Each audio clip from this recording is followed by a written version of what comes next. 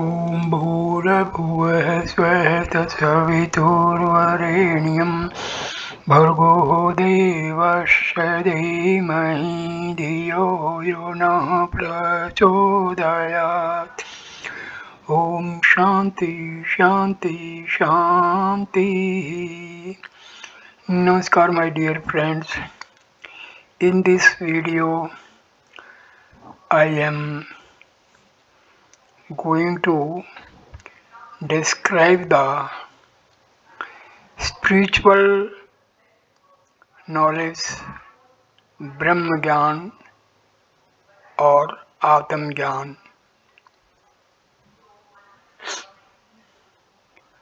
given by Bhagwan Sri Sathya Sai Baba.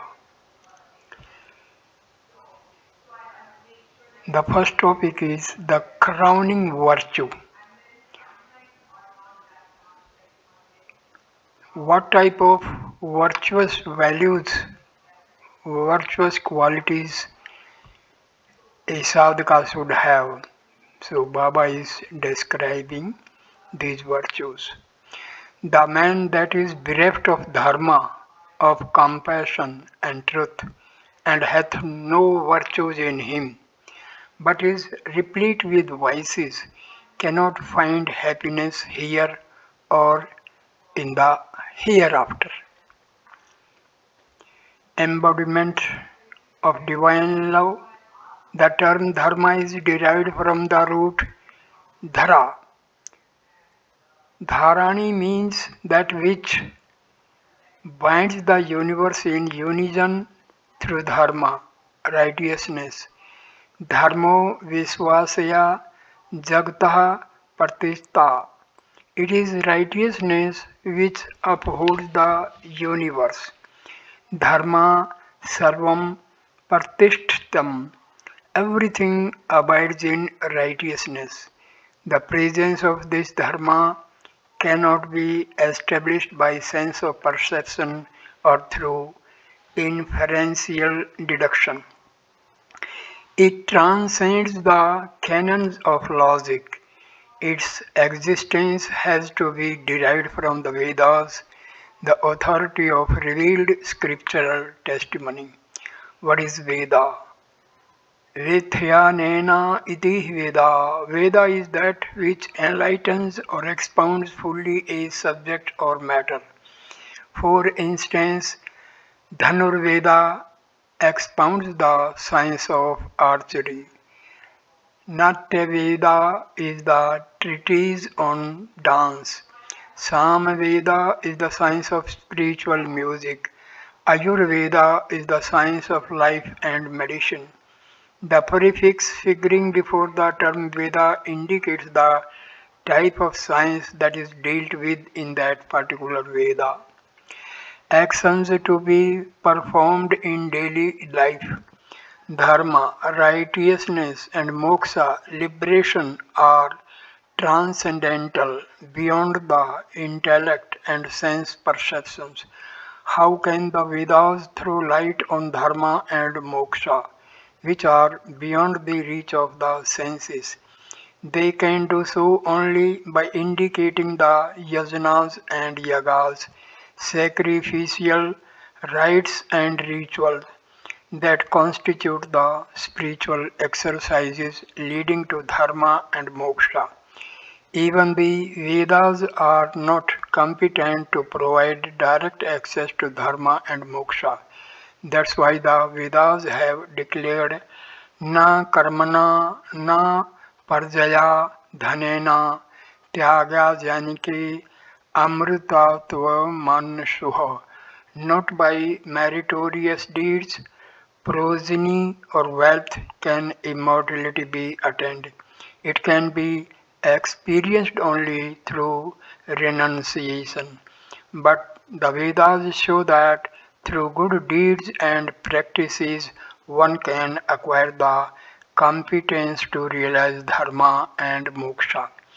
The emperor Manu coined a special term to describe the significance of the Vedas as the scriptures prescribing the spiritual and worldly actions to be performed by man. He gave the name Vidhana to all the actions to be performed in daily life to direct mankind in the path of truth. At the present day in the Kali Yuga, the term Vidhana has been associated with legislative bodies. Vidhana means that which lays down the law. Because the proper significance of the term has not been understood, mankind has gone astray. Dharma is a term which is all embracing. The whole universe is bound by it. What is the need, it may be asked, for propagating Dharma when it compasses everything? The reason is that though Dharma is present everywhere, it is covered by ignorance and pride, like fire that is covered by ashes or water by moss. These coveting elements have to be removed so that the true nature of Dharma may be revealed to the world. Dharma Prachar, the propagation of Dharma is needed only for this purpose. Dharma Prachar and practice. Propagation of Dharma does not mean spreading knowledge about something that is not known. Its basic purpose is to promote the practice of Dharma. Only those who practice Dharma are qualified to propagate it. It is because Dharma and Sathya have not been propagated by persons practicing them that they have been eclipsed as it were and are not perceivable.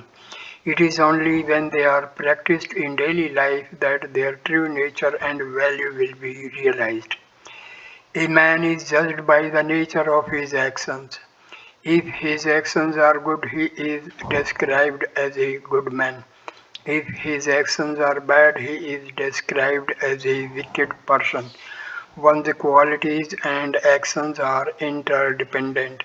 Actions reveal qualities and qualities determine actions. Hence, everyone should strive to reform himself by developing good qualities. Swami Ramakrishnananda, who has spoken earlier, asked what good has been derived by persons who had been listening to spiritual discourses for years and who had been living in the ashram for a long time. Unless an effort is made to put into practice at least a few of the teachings, all these exercises are futile. Qualities like aksama, forbearance, daya, compassion, truth, love and sympathy are not associated with any particular nation, faith or community. They are spiritual qualities and are essential for people anywhere at all times. Four types of purity. Among the qualities a man has to develop if he is to realize his divinity, the foremost is aksma, forbearance or forgiveness. It is essential for every human being. It is supreme among virtues. Aksma is truth, righteousness, sympathy, non-violence, and all else. Aksma comprehends every quality. How is aksma to be acquired? It is acquired by practicing four kinds of purity. Number one, Drva Socham, purity of materials. Number two, Mansika Socham, purity of mind. Number three, Vak Socham, purity in speech. Fourth, Kriya Socham, purity in action or purity of body. Drva Socham, purity of material. This covers all things used by a person, from clothes, food and cooking utensils to houses and all the varied things used by a person. Everything that is in daily use should be completely pure. Mansika Socham, purity of the mind. This calls for total elimination of attachments and aversions from the mind. Hatred and envy should have no place.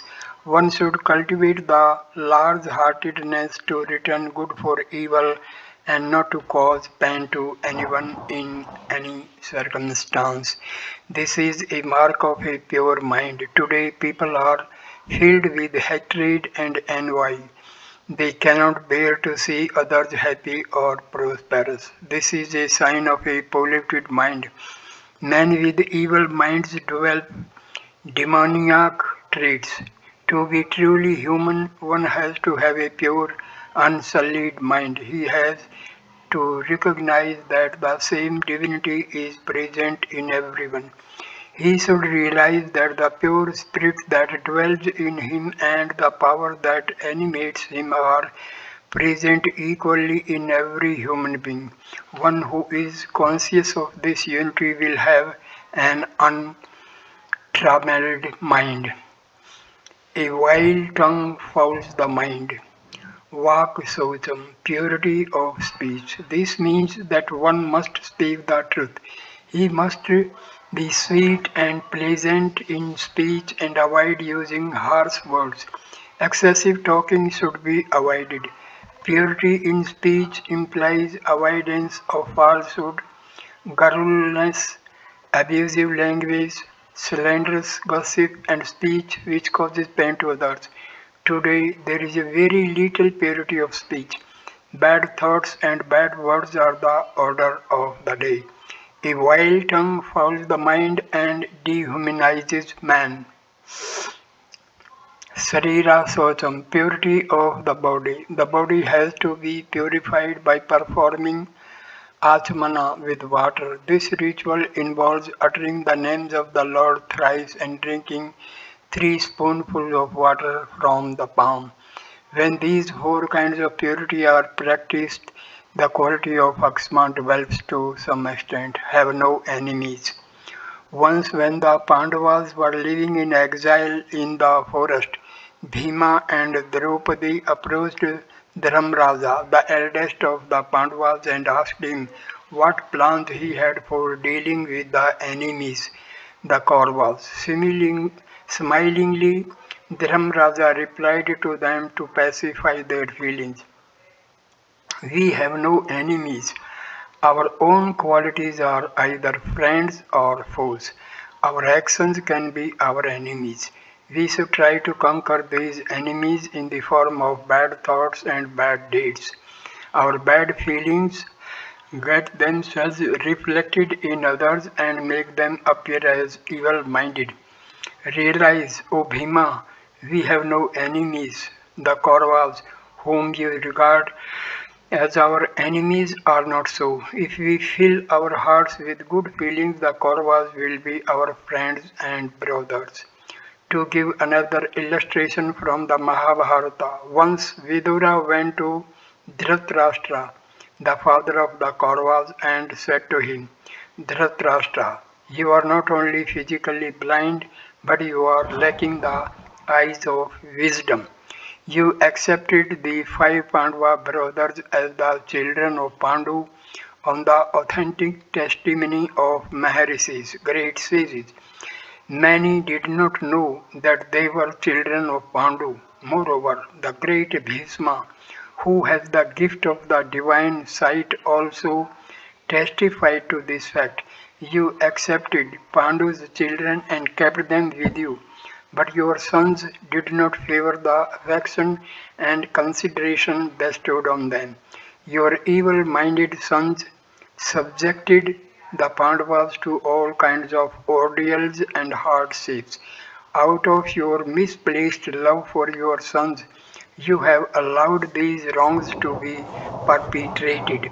If an individual takes poison, he alone dies. If an arrow hits a person, he alone is injured. But when a ruler pursues an unrighteous policy, the entire state is ruined. The people as well as their ruler perish. By succumbing to bad counsel and evil ways, you are leading your kingdom and your dynasty to disaster. This is not proper. Vidura warned the king to recognize the truth. He did not mince words in his accusation of Dhritarashtra. He said, "Those who are born blind or deaf and dumb, those who are insane and those of unsteady mind have no right to rule. When any such person is a ruler, he causes universal ruin. You are a great sinner, and because you have been enthroned, you are destroying the kingdom with your own hands." Satya and Dharma are the basis of life.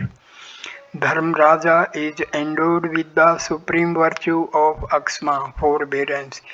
You are mistaking his forbearance for cowardice. Forbearance is like a crown on his head. Very soon the Pandavas' forbearance will bring about your complete ruin. It was this forbearance which brought ultimate victory to the Pandavas and conferred lasting glory and fame on them. This forbearance is based on the four kinds of Saucham, purity. Purity has its roots in righteousness, which in its turn sustains truth. Man should adhere to truth and righteousness as the basis of life in the world.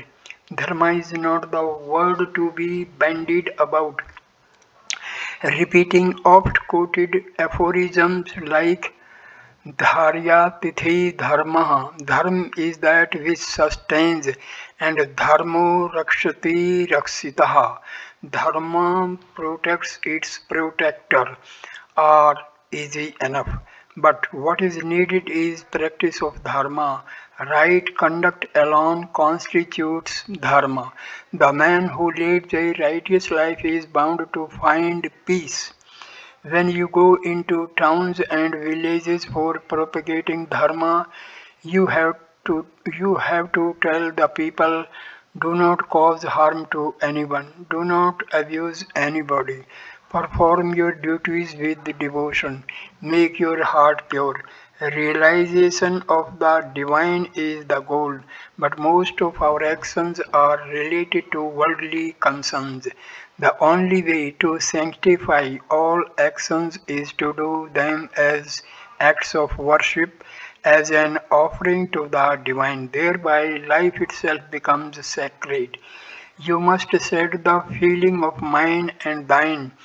You have to realize the truth that the divine dwells in every human being. Eko vasi sarva bhuta antaratma. You must develop this sense of oneness and share it with others who are sadhus. The distinction made between householders and sannyasis is not of real significance. The wearing of the ochre robe alone will not make a man a devotee of God.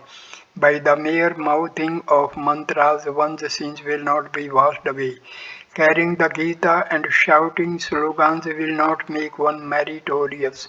Only the man whose thoughts and deeds are in harmony can be called a sadhu, a saintly person. Who are sadhus? Not merely those who don the ochre robe. All are sadhus, all beings have sadhutva, goodness and purity inherent in them. They have to foster and manifest these qualities and not the external vesture. It is the purity of one's thoughts which reveals his sadhutva. There is no need to put on the orange robe to become a sadhu. The heart must be pure. Ramana put on a guise of an ascetic to kidnap Sita.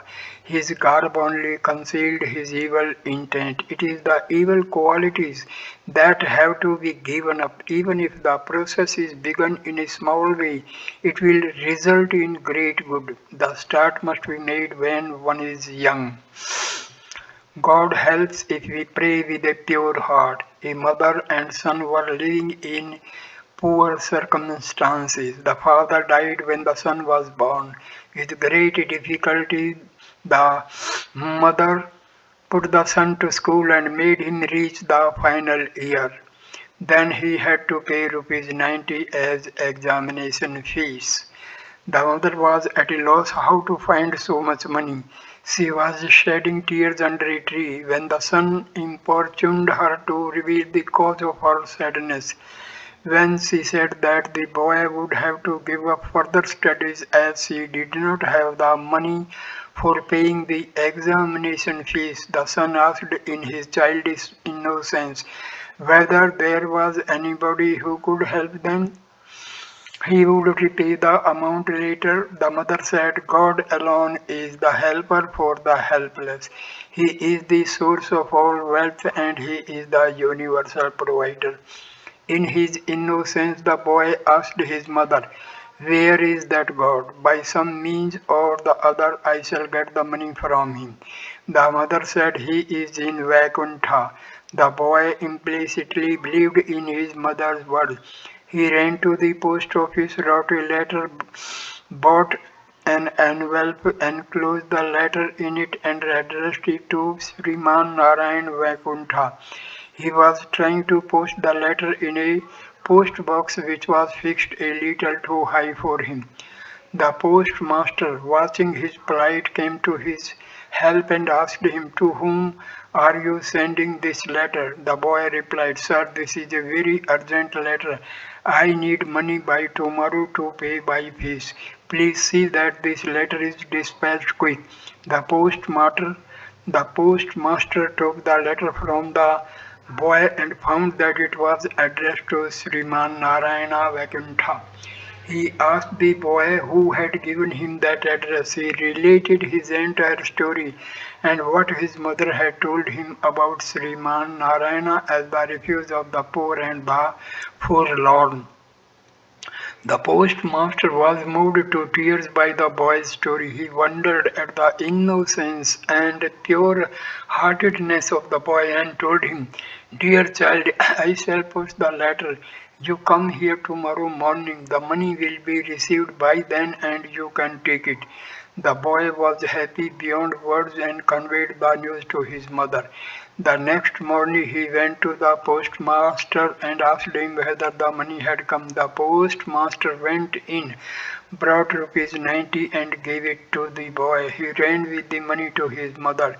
The mother wondered how he had got the money, whether he had stolen it or got it from someone. She asked him how he had got the money. He related what had all happened. He swore that the money had been sent by Narayana himself. The mother then asked him to take her to the postmaster. The postmaster told her, As soon as I saw your son's letter, God induced me to come to your son's help. The money has come from him. I am only an instrument in his hands. Pray with childlike innocence. The moral of the story is that if we pray to God with a pure heart, God will make use of someone to respond to our prayer. It is silly to raise such questions as where is God? How will He help? By raising such questions only our faith is weakened. That is the reason why Sri Ramakrishna Paramahansa said, if you want to pray to God, be like an innocent child. Jesus also said the same thing when he told his disciples, Suffer little children to come unto me, for of such is the kingdom of heaven. He also used to say, even if I am like a child for even a brief moment of the day, how pure can I become? It is such innocence and purity that we have to possess in our hearts. Children must listen to the words of their mothers. Mothers should avoid putting wrong ideas in the children. When there are such exemplary mothers and children, the world will be full of joy and festivities. When Bharata has such mothers and children, it will be an example to the world. There is no use in preaching to others if your own thoughts and conduct have not changed. Engage yourself in sadhanas to cleanse your heart and mind and to fill them with pure thoughts and feelings. Sadhus on the move. The burden of spreading the dharmic message has been shouldered by Swami Bhumananda, who has been going round the villages despite his age. Though he is a sannyasi, he has dedicated himself to the propagation of dharma and is constantly on the move carrying the message to the people. Other sadhus are also cooperating with him in this sacred mission.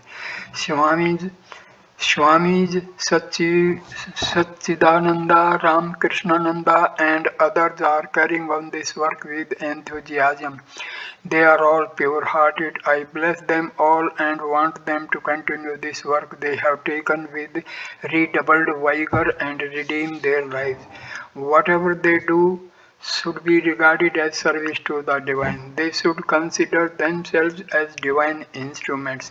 This alone is real service to society. Doing japa and dhyana for individual salvation is one form of selfishness. You must develop a largeness of heart and strive to take others with you to the supreme goal of liberation. Giving up the narrow outlook, you should have love for all. It is high time the old attitudes of hatred and envy are given up. There are here people today from overseas countries who have traveled thousands of miles to obtain peace and serenity before they return. It is a pity that those who have been here for years have not tried to cultivate these qualities and are immersed in worries and confusion. They are like frogs in a lotus pond who are not aware of the nectarine honey in the lotus in search of which bees gather from long distances. This supineness should go. Those who are here should practice at least a few of the things that they learn here so that they may go forward towards their divine destiny. The great movement for the propagation of Dharma launched by Dharma Prachar Parishad is bound to succeed. Swami will extend all necessary help and strength to this movement. Discourse to Sri Sathya Sai Dharma Prachar Parishad in the Purna Chandra Auditorium, 7th January 1988. Add 2 spoons of water to 2 seers of milk. The water too is appreciated as milk. So too let your tiny drops of love for things material merge with the stream of love for God and be elevated. At present, your sadhanas can be described only as adding 2 seers of water, 2 spoons of milk. Have the love of God filling and thrilling your hearts. Then you cannot hate anyone, you cannot indulge in unhealthy rivalries, you will not find fault with anyone. Life becomes soft, sweet, and smooth. Sathya Sai Baba.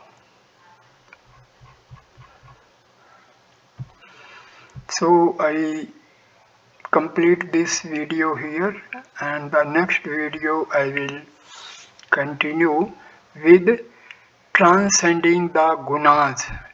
So thank you for watching this video. Please like, comment and share the video and subscribe the channel. Thanks a lot. Namaskar my dear friends. Namaskar.